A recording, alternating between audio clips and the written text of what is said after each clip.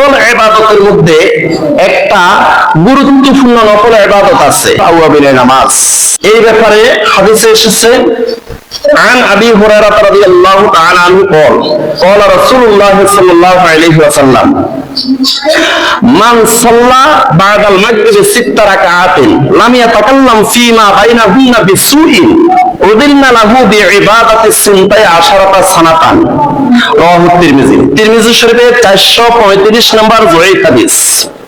এই হাদিসে বলা হয়েছে عن أبي هريرة رضي الله تعالى عنه قال قال رسول الله صلى الله عليه وسلم হযরত আবু হুরায়রা রাদিয়াল্লাহু তাআলা আনহু থেকে বর্ণিত, তিনি বলেন রাসূলুল্লাহ সাল্লাল্লাহু আলাইহি ওয়াসাল্লাম বলেছেন, মান সাল্লা বাদাল মাগরিবে 6 রাকাআতিন, কোন একজন মুমিন মুসলমান মাগরিবের নামাজ আদায় করার পরে সে যদি 6 রাকাত আওয়াবিনের নামাজ পড়ে, মান সাল্লা বাদাল মাগরিবে 6 রাকাআতিন, সে যদি 6 রাকাত আওয়াবিনের নামাজ পড়ে, লাম ইয়াতাকাল্লাম ফিমা বাইনাহুন্না বিসুইন, মাগরিবের নামাজ আর আওয়াবিনের নামাজ এই দুই নামাজের মধ্যখানে দুনিয়াবি কোনো কথা বলতে পারবে না।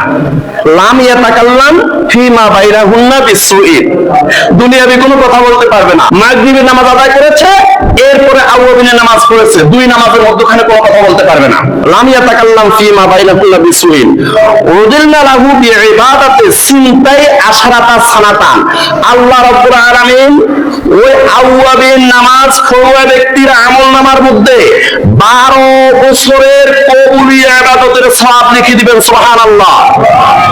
আল্লাহর ওলি হওয়ার জন্য খাঁটি ঈমান, বিশ্বাস এবং একদম খুলুসিয়তের সহিত, ইখলাসের সহিত আপনি আমল করেন, তাহলে একজন রিকশাওয়ালা আল্লাহর ওলি হতে পারে। সুবহানাল্লাহ বলেন।